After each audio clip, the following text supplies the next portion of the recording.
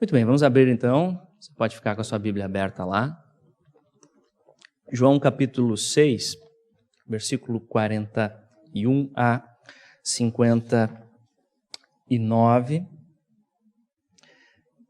Mais 3 aspectos, nós falamos de 4 aspectos na semana passada, de Jesus como o pão da vida, a primeira parte desse discurso, mais 3 aspectos para finalizarmos este discurso. E a primeira questão que podemos destacar aqui, aprender aqui neste texto, meus irmãos, é que o homem caído é incapaz de crer em Jesus, o pão da vida.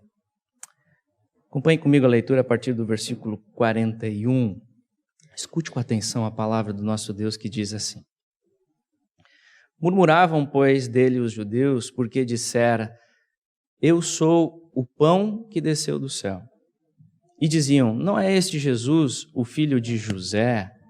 Acaso não lhe conhecemos o pai e a mãe? Como, pois, agora diz: Desci do céu?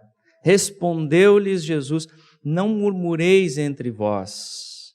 Ninguém pode vir a mim se o Pai que me enviou não o trouxer, e eu o ressuscitarei no último dia. Está escrito nos profetas: E serão todos ensinados por Deus. Portanto, todo aquele que da parte do Pai tem ouvido e aprendido, esse vem a mim. Não que alguém tenha visto o Pai, salvo aquele que vem de Deus, este o tem visto. Em verdade vos digo, quem crê em mim tem a vida eterna. Eu sou o pão da vida. Então, o que aconteceu é que os judeus começaram a murmurar diante das palavras de Jesus. E qual foi a razão desta murmuração? Você consegue identificar aí no texto? Por que eles começaram a murmurar agora das palavras de Jesus? Perceba que a razão não foi porque Jesus multiplicou os pães. Isso não incomoda eles nem um pouco. Não foram os milagres de Jesus. Estas dádivas não escandalizam o homem caído. Pelo contrário, ele só quer isso. Como já disse certo comentarista, muitos desejam apenas o pão que Jesus dá, mas não o pão que Jesus é. E a murmuração deles aqui se deve ao fato de Jesus ter afirmado a sua plena divindade. Murmuravam porque dissera: Eu sou o pão que desceu do céu. Então eles murmuram aqui porque Jesus está afirmando diante deles a sua divindade. E é interessante, pois aconteceu nos dias de Jesus e acontece nos dias de hoje. Muitos estão prontos para reconhecer que Jesus foi um grande homem, um grande exemplo, um grande profeta. Algumas religiões reconhecem isso. Os muçulmanos reconhecem isso, as testemunhas de Jeová reconhecem isso, mas que ele foi Deus, não. Não reconhecem a divindade, porém é exatamente isso que Jesus está afirmando aqui. E os judeus começam a reclamar, focados apenas na questão humana. Eles se prendem aos aspectos terrenos e ignoram a realidade espiritual. E começam a perguntar: como assim este homem afirma que desceu do céu? Nós conhecemos ele desde criança. Conhecemos seus pais, é filho de José e Maria, família simples, nada de especial. Até poucos dias trabalhava como carpinteiro entre nós. Então como que ele afirma agora que veio do Pai, que pode dar vida eterna? Que história maluca é essa?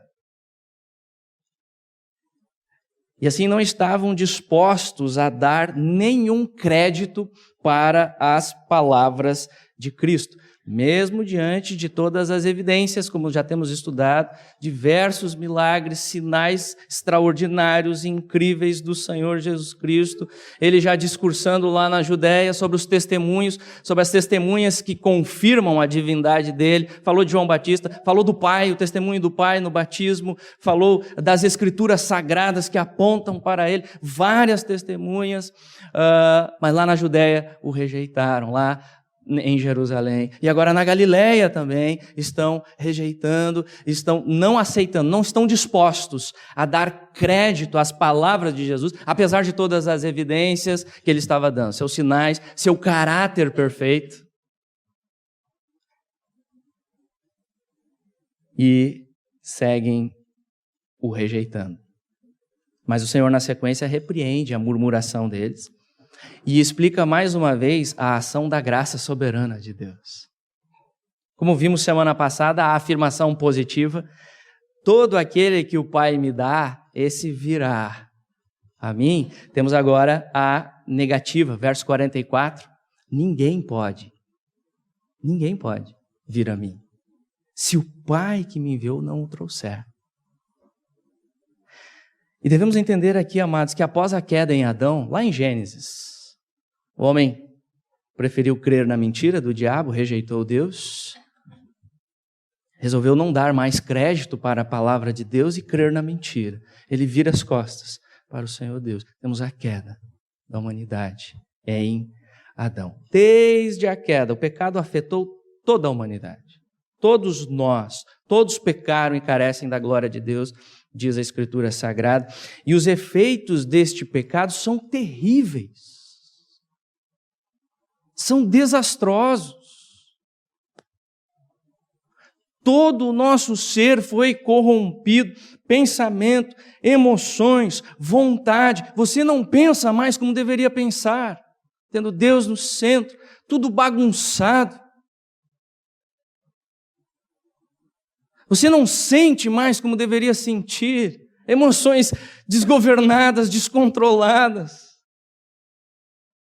Você não tem mais vontade de fazer aquilo que deveria fazer, tendo Deus no centro. Todo o ser do homem está corrompido, a raiz está apodrecida e os frutos são perversos.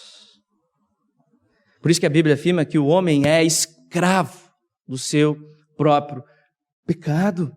Ele está preso ao seu próprio pecado, à sua natureza pecaminosa. Ele é incrédulo por natureza. E assim, por vontade própria, não deseja a Deus. Ele já nasce nesse mundo corrompido pelo pecado. Eu nasci na iniquidade, em pecado me concebeu minha mãe, diz Davi, Salmo 51. Ele já nasce com essa essência, com essa raiz pecaminosa, desde a tenra infância. A natureza está ali. Você não precisa ensinar uma criança a ser egoísta, você não precisa ensinar uma criança a mentir. Ela aprende sozinha e aprende muito bem. Agora, se você quer ensinar a virtude, é o trabalho que dá. Ô, trabalheira danada. Então o homem é escravo do seu próprio pecado, é incrédulo por natureza. Por vontade própria, o homem não deseja Deus, não quer se submeter verdadeiramente à palavra de Deus em obediência, jamais. Ele é rebelde contra Deus, contra a autoridade do Senhor Deus.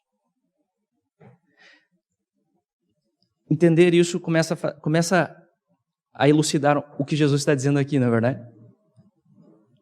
Quando nós começamos a fazer esse estudo da gravidade do pecado, à luz das Escrituras, não o que a gente acha, não o que o mundo diz, não o que as teorias dizem sobre o que é o ser humano, o que a Bíblia diz do que é o homem, começa a fazer muito sentido o que o Senhor Jesus está afirmando aqui. Ninguém pode vir. Ninguém pode vir. Perceba como Jesus não se surpreende com a incredulidade desses judeus aqui diante dele. Ninguém pode. Essa é a condição natural do homem desde Adão.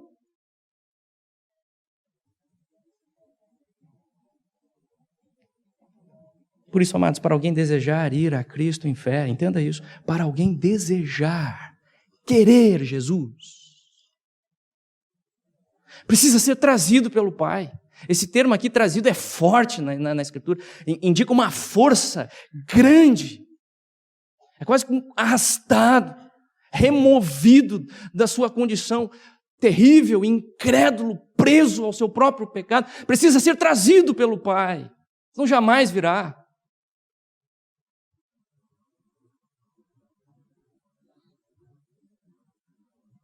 Precisa que antes a graça de Deus o capacite para crer,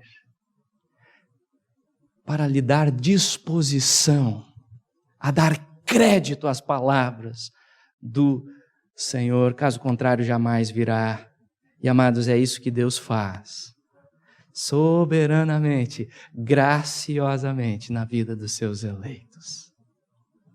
Efésios capítulo 1 deixa muito claro. Soberanamente. Não é à toa que a Bíblia afirma: a salvação pertence ao Senhor. A iniciativa é dele. O Evangelho é Deus vindo buscar o homem, não é o homem alcançando Deus por seus méritos, por suas obras. É o extremo oposto de toda a religiosidade humana. De todas as religiões espalhadas por esse mundo, o Evangelho é o extremo oposto. É a verdadeira religião. É Deus buscando o homem em Cristo Jesus. A salvação pertence ao Senhor. Como o apóstolo João vai ensinar depois lá na sua epístola, nós amamos por quê? Porque Ele amou primeiro. Ele nos amou primeiro. Senão jamais amaríamos. O homem é inimigo de Deus, o homem é rebelde contra Deus. Ele odeia a autoridade revelada do Senhor Deus nas Escrituras e não quer se submeter.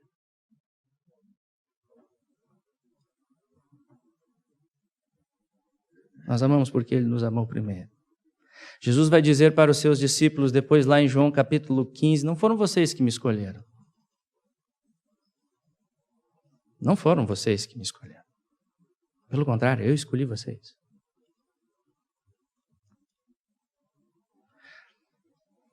Portanto, entenda isso, nós devemos crer em Jesus para a salvação. É nossa responsabilidade, é sua responsabilidade, você deve crer. Você deve crer. Como falamos semana passada, 100% Deus, 100% soberano, o homem 100% responsável. Você deve crer, é sua parte. Mas só vamos crer. Você só vai crer se antes Deus capacitar você. Através do novo nascimento, regeneração, como já estudamos em João capítulo 3, lembram dessa passagem no episódio do diálogo de Jesus com Nicodemos?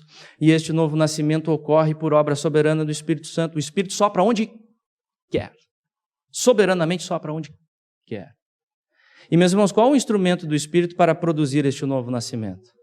Qual o instrumento do Espírito para produzir isso? Esta nova vida. Qual o instrumento do Espírito? Qual? Palavra, Escritura Sagrada. A fé vem pelo ouvir a palavra de Cristo. Por isso, no verso 45, Jesus cita a Escritura. No verso 45 do nosso texto, Jesus cita a Bíblia. Está escrito nos profetas. E serão todos ensinados por Deus. Temos a citação de Isaías 54 aqui, profecia de que na nova aliança, apontando para a nova aliança, todos seriam ensinados por Deus, todos os cidadãos do reino seriam ensinados. E isso reforça o argumento de que uma pessoa só vai a Jesus em arrependimento e fé se for antes ensinada por Deus, lá no íntimo do seu coração. Só Deus pode fazer isso. Aliás, esta é uma promessa antiga, afirmada de diversas outras maneiras. Por exemplo, Ezequiel, capítulo 36, versículo 26. Lembram? Dar-vos-ei, Deus falando, a iniciativa é de Deus, a soberania de Deus. Dar-vos-ei novo coração. O homem não pode fazer isso. É Deus que faz. Dar-vos-ei novo coração e porei dentro de vós espírito novo.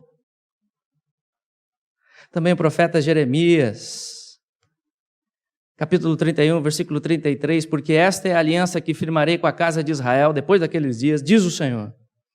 Na mente lhes imprimirei as minhas leis, não só na mente, também no coração lhas inscreverei. Olha o ensino de Deus acontecendo lá no fundo do coração da pessoa que é salva pelo Espírito e assim instigando um novo amor pela lei de Deus. e eu serei o seu Deus e eles serão o meu povo. Amados, essa promessa se cumpre em Jesus Cristo. Ele estabelece a nova aliança, a aliança da graça. Ele cumpre todos os requisitos. É estabelecido nele, o Senhor Jesus. E no verso 46, o Senhor reafirma a sua perfeita unidade com Deus Pai. E assim deixa claro que o verdadeiro conhecimento de Deus está fundamentado nele, pois ninguém viu o Pai. Somente Jesus que veio do Pai, e agora Jesus é a plena revelação de Deus aos homens. Jesus é esta revelação. Como diz Hebreus, outrora Deus falou pelos profetas, hoje vos fala pelo Filho, Cristo. Revelação plena de Deus aos homens. Ou seja, não existe conhecimento verdadeiro de Deus fora de Jesus. Não existe. E conforme o verso 47, todo aquele que crê nele, em Jesus, pela graça soberana de Deus, tem a vida eterna. Olha o tempo presente aqui. Tem a vida eterna. Já no tempo presente, desfruta das primícias desta vida, os primeiros frutos, as bênçãos espirituais que temos com Deus. Mas essa vida vai se consumar quando Jesus voltar e os crentes serão ressuscitados, terão corpos glorificados. Isso implica na perseverança dos crentes, como falamos semana passada. Os crentes vão perseverar pela graça, nenhum eleito vai se perder pelo meio do caminho, Jesus vai conduzir todos. Quando Jesus salva, Ele salva muito bem, salva até o fim.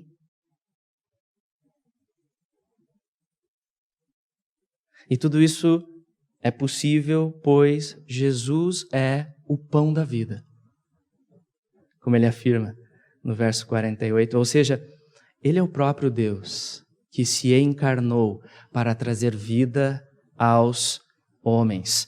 Por isso eu pergunto para você aqui nessa manhã, você crê nessas palavras de Jesus?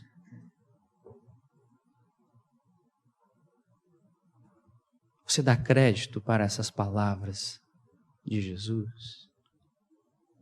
Você reconhece que Jesus é o poderoso Deus Filho que se encarnou? Nascido da Virgem Maria? Concebido pelo poder do Espírito Santo, algo extraordinário, sobrenatural, realidade espiritual. Você crê nisso? E assim, Ele é plenamente Deus e plenamente homem, 100% Deus, 100% homem em uma única pessoa. Vai além da nossa compreensão, a realidade do Messias divino, mas é a verdade bíblica. Você crê?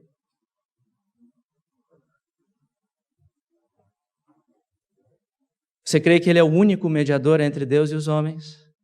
Ele liga céus e terra. O único acesso ao Pai é Ele. Você crê? Você reconhece a sua absoluta dependência desse Jesus como o verdadeiro pão da vida?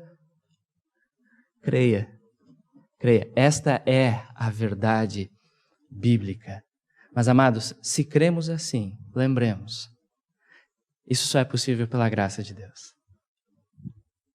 Maravilhosa graça, como cantamos nesta manhã. Esse hino tem que ser cantado todas as vezes, tem que ser repetido. Maravilhosa graça. Lembre sempre, não há nenhum mérito seu. Você não foi mais esperto que os outros, mais inteligente que os outros para ler. Não, aqui tem verdade. Vou ficar, sou espertinho, vou ficar com isso. Não é porque você também é filho de pais crentes, seja lá o que for. Não há nenhum mérito seu, nada seu. A glória pertence somente ao Senhor Deus, como diz o apóstolo Paulo. Vamos ler juntos este verso?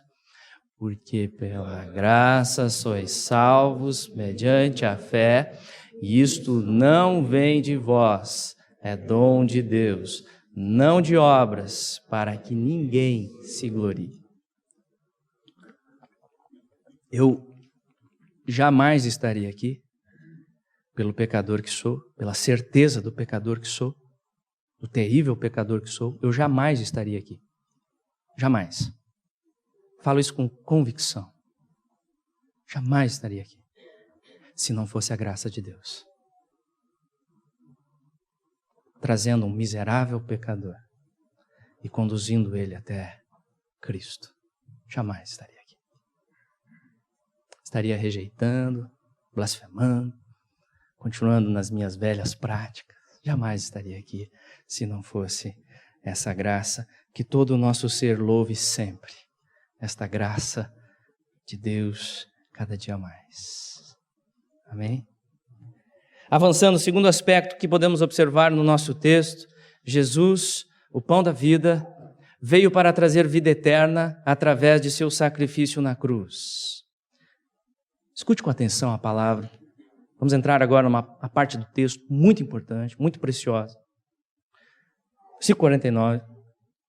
Vocês, pais, comeram o maná no deserto e morreram. Este é o pão que desce do céu, para que todo o que dele comer não pereça. Eu sou o pão vivo que desceu do céu. Se alguém dele comer, viverá eternamente. E o pão que eu darei pela vida do mundo é a minha carne. Disputavam, pois, os judeus entre si, dizendo: como pode este dar-nos a comer a sua própria carne? Então, como vimos semana passada, Jesus afirmou que o verdadeiro pão do céu não era o maná, mas ele mesmo. E aqui no verso 49, e depois no 58, ele volta a afirmar isso. O maná serviu como um tipo, uma sombra, que apontava para a realidade que é Cristo, o Cristo que viria. O maná perecia com o tempo e não tinha capacidade de conceder vida, que não perece. Esta capacidade só Jesus tem. Pois ele é o pão vivo, verso 51. Ou seja, sendo Deus em pessoa, Jesus é aquele que possui vida em si mesmo, ele é fonte de vida. Nós não possuímos vida em nós mesmos, nós possuímos vida de forma derivada dele, ele é a fonte. Mas Jesus não, ele tem vida em si mesmo. Sendo Deus em pessoa, ele é esta fonte de vida. E quem dele comer... E aqui podemos entender a necessidade de crer em Jesus. De acordo com o contexto, Jesus já vinha falando de fé. E agora ele usa o comer. Então podemos entender o crer, como essa ilustração de como você recebe essa vida que vem dele. A fé é o instrumento, né? É a nossa boca espiritual, pelo qual recebemos todos os benefícios de Cristo.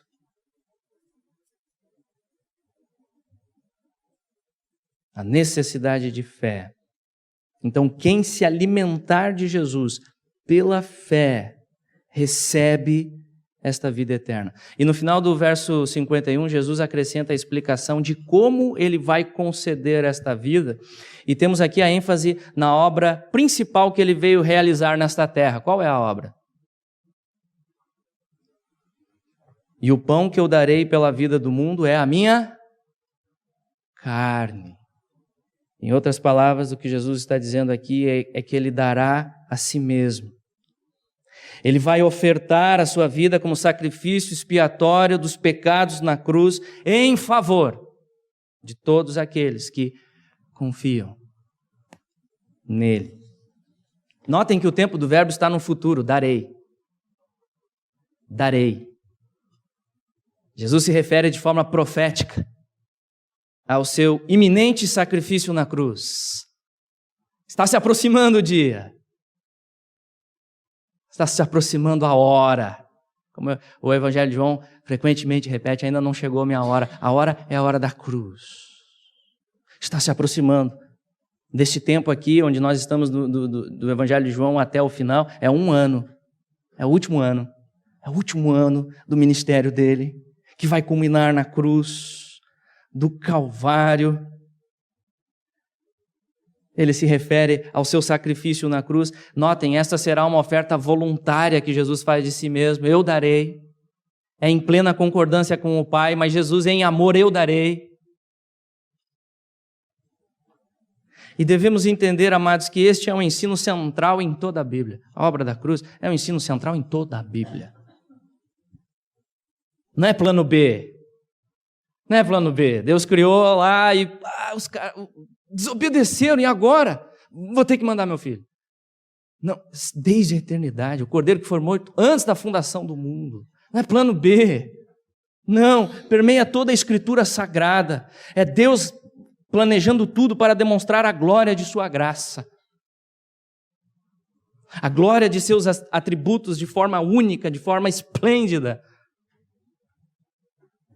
É o plano eterno de Deus. É um ensino central. Temos várias menções no Novo Testamento deste sacrifício. 2 aqui rapidamente. Por exemplo, o apóstolo Paulo diz no início da sua carta aos Gálatas, uma carta tão preciosa que estudamos faz pouco tempo aqui na igreja, falando da centralidade do Evangelho. Precisamos do Evangelho o tempo todo, não podemos nos afastar, é Cristo e mais nada. E lá no início, na abertura da carta, Paulo diz, e do nosso Senhor Jesus Cristo, o qual se entregou a si mesmo pelos nossos pecados. Para quê? Para nos desarraigar, para nos arrancar deste mundo perverso, segundo a vontade de Deus e Pai. Temos também em Efésios, capítulo 5, versículo 2, e andai em amor como também Cristo nos amou e se entregou a si mesmo por nós, como oferta e sacrifício a Deus em aroma suave. Portanto, Jesus veio para oferecer a sua carne, o seu sangue, a sua vida como sacrifício pela vida do mundo, ou seja, para conceder vida não apenas aos judeus, mas aos gentios também. Pela vida do mundo, não judeus apenas, gentios também fazem parte desta maravilhosa graça de Deus, os eleitos de Deus espalhados por todo o mundo. O povo de Deus que envolve todas as línguas, raças, eleitos de todas as línguas, raças, povos.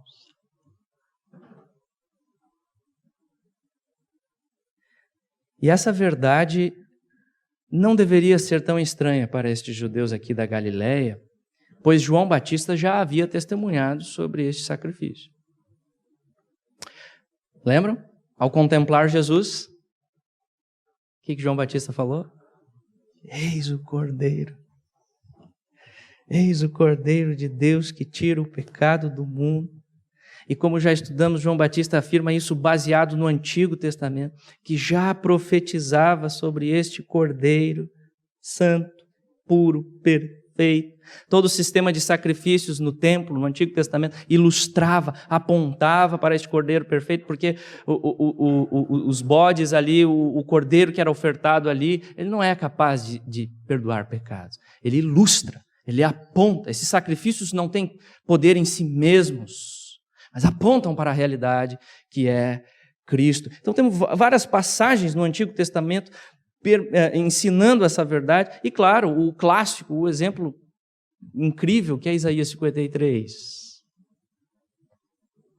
Mas ele foi traspassado pelas nossas transgressões e moído pelas nossas iniquidades. O castigo que nos traz a paz estava sobre ele, e pelas suas pisaduras fomos sarados. Portanto, amados, esse ensino que permeia toda a Escritura deve estar muito claro para nós. Por que era tão necessário Jesus vir ao mundo? Por que era tão necessário Deus Filho se encarnar, enviado pelo Pai, vir a este mundo, se encarnar? Por que era tão necessário? Por quê? A resposta é para tirar o pecado. Através do seu sacrifício. Esse é o foco, amados. Jesus não veio como um revolucionário social. Jesus não veio como um grande político libertador para libertar Israel de Roma, que era o grande sonho, o grande ideal que eles tinham do Messias, fazer de novo de Israel uma grande nação. Jesus não veio como um mero curandeiro de doenças. Em sua primeira vinda, ele veio como Cordeiro de Deus para tirar o pecado. O principal problema deste mundo é o pecado. Todas as outras misérias são de alguma forma decorrentes desta maior miséria. Mas infelizmente a resposta desses judeus aqui no verso 52 mostra que eles não conseguem ter essa noção espiritual. Não estão tão preocupados com a gravidade do próprio pecado. Esse assunto não me interessa tanto. Não estão tão preocupados com a gravidade do próprio pecado diante de Deus. E assim, focados apenas nas coisas deste mundo, na questão material, eles ignoram a verdade espiritual por trás desta ilustração que Jesus utiliza de oferecer a sua carne. e assim se escandalizam com as palavras de Jesus. Perceberam ali no verso 52? Discutiam exaltados entre eles: como assim? Este homem vai dar de comer da sua carne? E podemos entender aqui que o escândalo deles não se deve apenas em relação à metáfora não entendida, mas o escândalo com a cruz. O escândalo com a cruz. A cruz de Cristo, que é para onde essa metáfora aponta. E o que temos aqui, de certa forma, ilustra a resposta do homem natural. A nossa resposta diante do evangelho da cruz, sem a intervenção da graça de Deus. De desprezo, de escândalo, de não faz sentido nenhum. Como diz Paulo, porque tanto os judeus pedem sinais, como os gregos buscam sabedoria, mas nós pregamos a Cristo crucificado. Escândalo para os judeus, loucura para os gentios. Mas para os que foram chamados, olha a graça soberana. Mas os que foram chamados, tanto judeus como gregos, pregamos a Cristo, poder de Deus e sabedoria de Deus. A verdade, meus irmãos, é que o evangelho bíblico da cruz sempre vai ser ofensivo, repulsivo para os ouvidos carnais, para o homem incrédulo.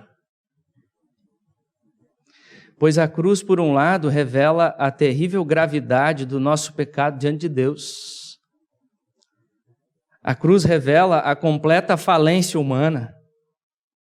A cruz revela a incapacidade de nos salvarmos por nós mesmos e, por natureza, não gostamos de ouvir isso. Por isso, a cruz sangrenta de Jesus é escandalosa para o descrente. Não faz sentido. Mas, para aquele que está sendo quebrado pela graça soberana de Deus,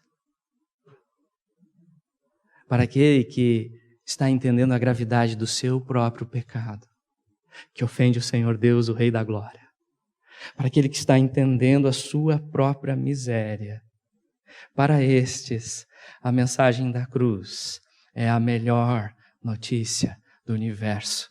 É o amor imensurável de Deus ao enviar o seu amado Filho para nos salvar. O evangelho da cruz é o poder de Deus para salvar todo aquele que crê.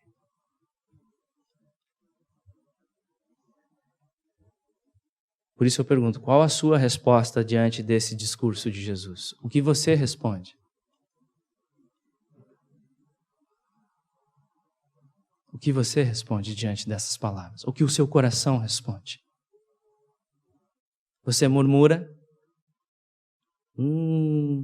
Essa mensagem foi muito dura. Pegou pesado. Esse assunto aí não me interessa tanto, não. Acho que eu nem volto mais. Acho que eu não vou voltar mais, não. Não. Isso aí não é para mim, não. Tem muito para curtir ainda. O papo é este, pecado e cruz. Que é isso? Não. Tem que melhorar isso aí. Vamos melhorar essa mensagem aí, senão eu não volto mais. Tentação, né, do pregador. Qual a sua resposta? Mais uma vez, meus irmãos, responder favoravelmente à cruz ocorre somente pela graça soberana de Deus.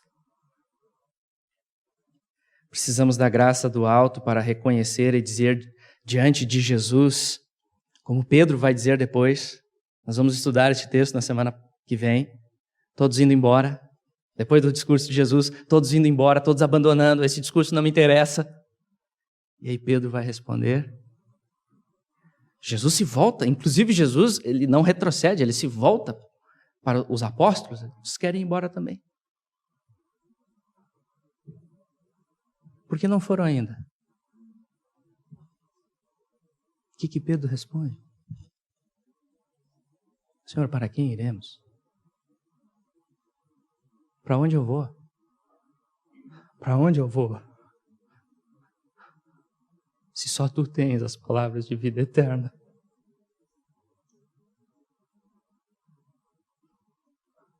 Única esperança.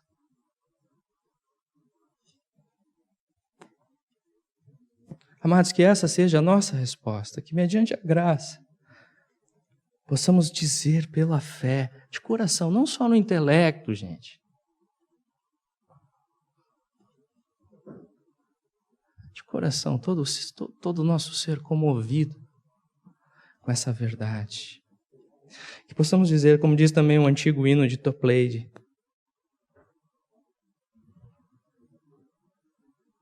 nada trago em minhas mãos. Simplesmente me apego à tua cruz. Venho nu a ti para vestir-me. Indefeso, busco a graça em ti. Sujo eu corro até a tua fonte, lava-me, Salvador, ou morro. Essa é uma boa resposta diante da cruz. Daquele que entende que não tem nada para oferecer, senão o seu pecado, merecedor da condenação. Avançando, vamos observar o nosso último aspecto aqui no texto. Nos apropriamos da vida eterna em comunhão com Deus pela fé no sacrifício de Jesus, o pão da vida. Versículo 53. Respondeu-lhes Jesus: em verdade vos digo, se não comerdes a carne do Filho do Homem e não beberdes o seu sangue, não tendes vida em vós mesmos. Quem comer a minha carne e beber o meu sangue tem a vida eterna, e eu o ressuscitarei no último dia. Pois a minha carne é a verdadeira comida e o meu sangue é a verdadeira bebida. Quem comer a minha carne e beber o meu sangue permanece em mim e eu nele. Assim como o Pai que vive me enviou, e igualmente eu vivo pelo Pai, também quem de mim se alimenta, por mim viverá. Este é o pão que desceu do céu, em nada semelhante àquele que vossos pais comeram e contudo morreram. Quem comer este pão viverá eternamente. Estas coisas disse Jesus quando ensinava na sinagoga de Cafarnaum. Então notem que diante da hostilidade dos judeus, Jesus não procura abrandar as suas declarações. Pelo contrário, ele aprofunda a metáfora, enfatizando a necessidade de comermos a sua carne e bebermos o seu sangue para termos a vida eterna. E lembrem que para um judeu o ato de beber sangue era algo abominável. Então a linguagem de Jesus aqui é bem forte.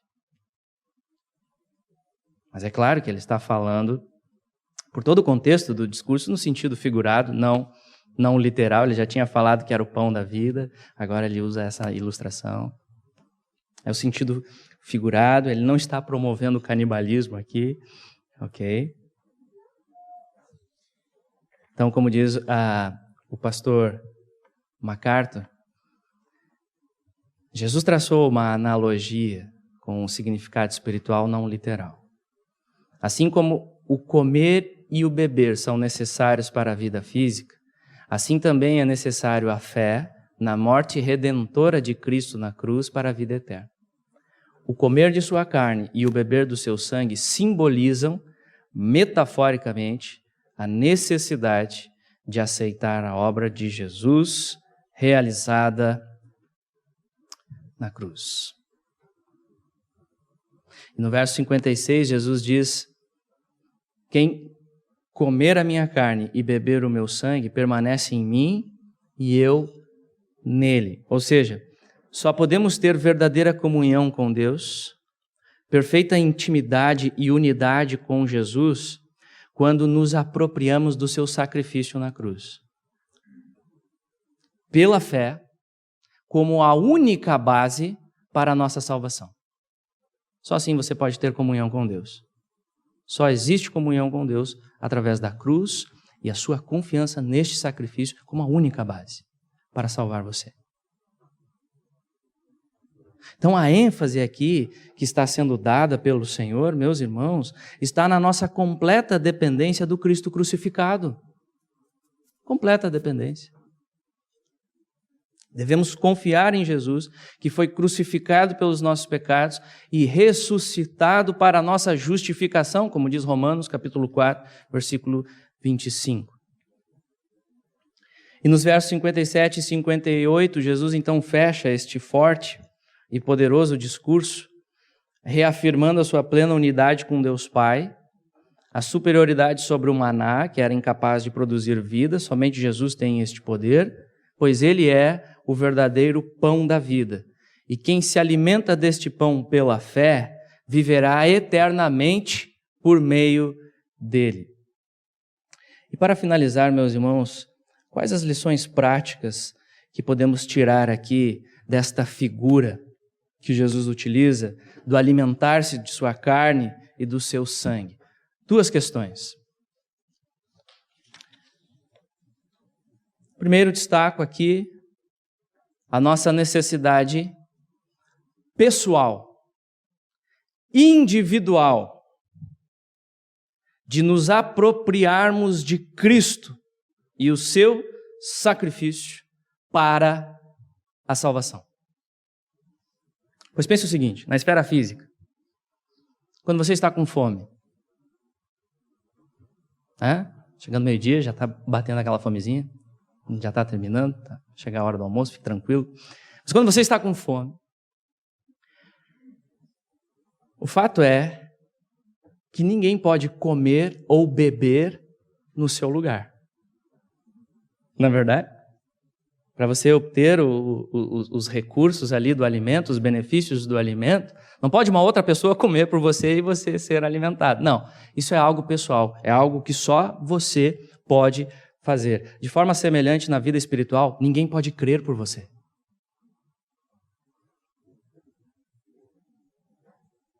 Isso é algo pessoal, é você e Deus. E isso é muito importante entendermos, meus irmãos. Você não pode se apoiar, por exemplo, na fé de seus pais. Você não pode se apoiar na fé do seu cônjuge. Você não pode se apoiar na fé do pastor, das pessoas da igreja. Simplesmente frequentar e fazer parte da igreja não salva ninguém. Não adianta também simplesmente ter informação sobre Jesus, saber bastante coisa, saber todas as histórias da Bíblia, tudo aqui, ponta da língua. Não adianta. Isso é muito bom, mas só isso não adianta. Não adianta ter uma ideia vaga, geral. Eu sei, Jesus morreu pelos pecados das pessoas. Não. Você, pessoalmente, precisa se apropriar de Cristo e do seu sacrifício na cruz pela fé, por meio da graça. Você, pessoalmente, precisa contemplar a cruz aqui na palavra. Contemplar a cruz e então finalmente perceber, é pelos meus pecados também que Jesus suportou aquela severa cruz. Perceber isso claramente. Ele está ali assumindo o meu lugar. São os meus pecados que ele está levando naquele madeiro. Todos eles. Ele está levando, ele está no meu lugar. Ele está sofrendo a condenação que era minha. Ele está absorvendo toda a ira de Deus no meu lugar. Tudo já foi pago. Tudo. Ele bradou lá na cruz, está consumado. Tudo foi resolvido neste sacrifício. Agora eu confio somente em Jesus. A minha certeza, a minha convicção está nele para a minha salvação. Descanso neste evangelho, mais nada. Como diz Riley, em qualquer momento que o homem, ao sentir sua culpa e pecaminosidade, busca Cristo e confia na expiação realizada por ele na cruz, nesse mesmo instante, tal homem come e bebe o corpo e o sangue do Filho do Homem. Pela fé, sua alma se alimenta do sacrifício de Cristo, assim como na vida física, nosso corpo se alimenta do pão. O crer em Cristo significa comer do seu corpo e beber do seu sangue. A expiação dos pecados, realizada pela morte de Cristo na cruz, é a principal coisa da qual o crente come, bebe e obtém benefícios.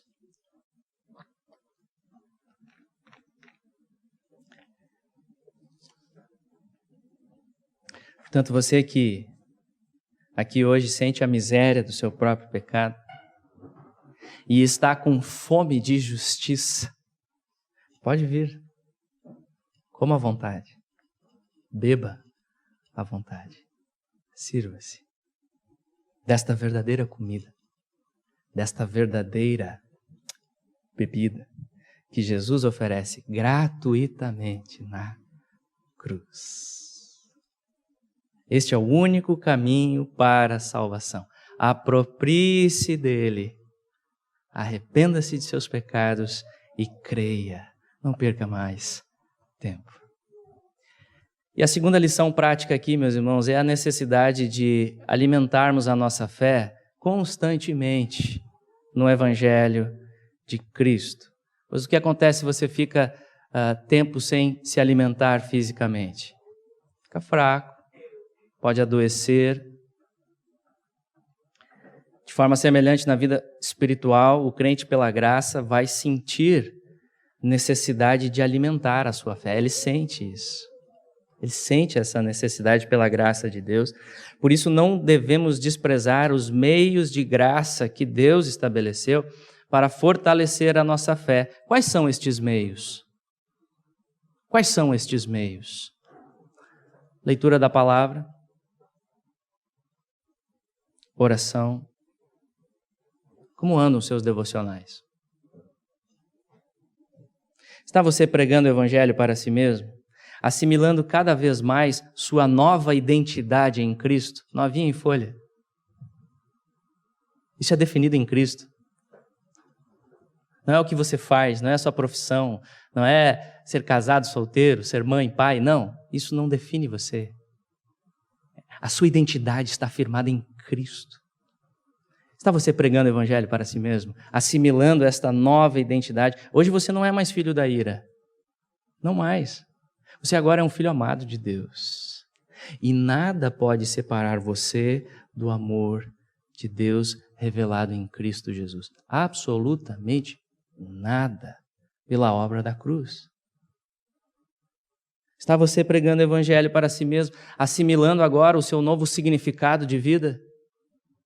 De pela cruz não viver mais para a sua própria glória, mas agora viver para a glória de Deus. Você não quer mais se exaltar. Agora que você conheceu a cruz, você quer exaltar Cristo. Você quer que o nome dele seja grande. Esse amor jamais foi visto. Você precisa falar dele. O que o Salvador fez é algo incrível. Você não quer mais exaltar o seu próprio nome. Em qualquer atividade. Seja aqui na igreja, seja tocando, seja trabalhando, seja pregando. Você não quer mais. Você está escondido nele. Você quer promover a glória dele. Você quer que as pessoas conheçam este amor que foi manifestado na sua vida, Jesus Cristo. E você quer falar. Você tem fome de falar. Você vive para a glória dele. Você tem desejo de obedecer. Não vem de nós, desejo de obedecer, de conformar a sua vida. Não importa o que os outros dizem, não importa o que o mundo diz. O seu desejo é o que a Escritura me diz. Claro, com falhas, gente. O crente peca, altos e baixos, santificação, luta todo dia. O crente precisa confessar pecado diariamente e lutar, e prestação de graça, como nós fazemos, irmãos sentando, maduro na fé, compartilhando, pedindo oração, me ajuda nisso, eu estou caindo nisso, me socorre em oração. Mas pela graça de Deus o crente vai crescer. Ele não é mais escravo do pecado. Ele hoje é liberto pela cruz de Cristo. Unido a Ele pela fé, morremos para a antiga vida e agora tudo se faz novo. Nova vida. Nova vida em Jesus. Está você pregando isso para você mesmo? Agora é nova vida. Não sou mais o antigo. Não sou mais o antigo. Mortificando a própria carne. Outros meios de graça fundamentais, comunhão com os irmãos, servir os irmãos, não deixar de congregar na igreja local, participação nas ordenanças, batismo e ceia, ouvir a pregação com atenção. Em tudo isso, nossa fé vai sendo fortalecida pela graça soberana de Deus. Amém? Concluindo, amados, como vimos então, nesta segunda parte do discurso do Senhor, aprendemos sobre a incapacidade do homem caído crer. Dependemos totalmente da graça soberana de Deus. Nós amamos porque Ele nos amou primeiro. Vimos que Jesus, o pão da vida, veio para trazer vida eterna através de seu sacrifício na cruz, centralidade da cruz. E, por fim, nos apropriamos da vida eterna e comunhão com Deus somente pela fé pessoal, no sacrifício de Jesus por nós. Que possamos crer na palavra do Senhor pela ação do Espírito Santo e assim encontrarmos nele nossa plena satisfação, porque Ele mesmo falou. Vamos ler juntos? Eu sou o pão da vida. O que vem a mim jamais terá fome, e o que crê em mim jamais terá sede. Toda a glória seja dada a Ele. Vamos orar. Obrigado, Senhor, pela cruz, pelo Evangelho, Senhor. Nos achegamos assim. Nada para oferecer senão os nossos pecados. E obrigado a Deus porque a cruz manifesta a poderosa graça que vence o nosso pecado. Onde abundou o pecado, superabundou a graça. Ó Deus, ajuda-nos a assimilarmos essa verdade. Vivermos à luz do Evangelho. Não vem de nós mesmos, precisamos de Ti, Senhor. Do Espírito, comunicando essas verdades. Não só na mente, no nosso coração, todo o nosso ser envolvido na Tua graça, para a Tua glória. Aplica essas verdades, ó Deus, de Jesus como o pão da vida. Que possamos andar satisfeitos para a Tua glória. No nome dEle. Amém.